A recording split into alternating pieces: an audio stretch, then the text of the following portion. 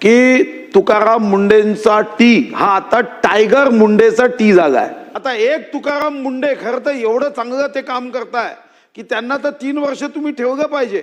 आणि याचं कारण 2026ला माननीय मंत्री महोदयांनी सांगितलं होतं की आम्ही 3 लॅब या त्वरित पूर्ण करू। अध्यक्ष महाराज, पुणे नाशिकची लॅब बांधून पूर्ण झाली, मनुष्यबळ अजून आलं नाही, जून महिना सुरू आहे। आपण टोटल 5 प्रयोगशाळा करणार होते पुणे नागपूर धरून, किती महिन्यात ते पूर्ण होतील। नंबर 2, आपण आश्वासन दिलं होतं की लोक जागरण करण्यासाठी आम्ही निधी उपलब्ध करू।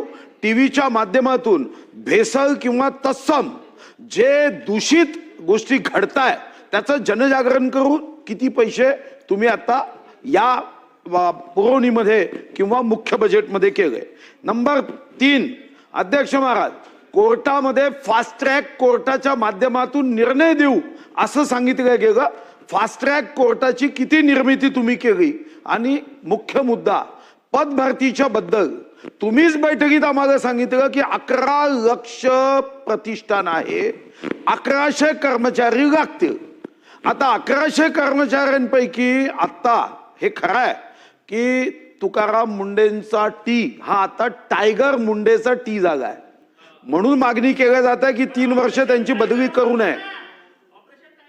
अहो, टायगर झाल्यावर तो टायगरचं ऑपरेशन करतो ना, त्यामुळे ते टायगर असेल।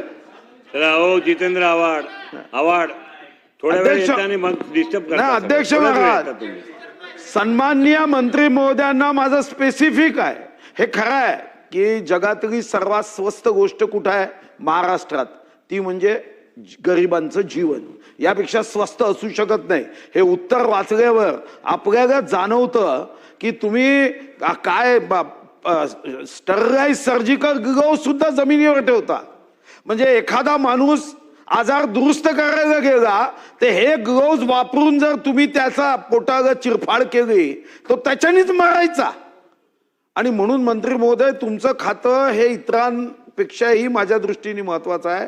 आता उत्तरात सांगा, 200 कोटी आले का तुमचे? उत्तरात सांगा। मग तुम्ही बैठकीत का आणि विधानसभेत का सांगता 200 कोटी आम्हाला दिले जाणार आहे?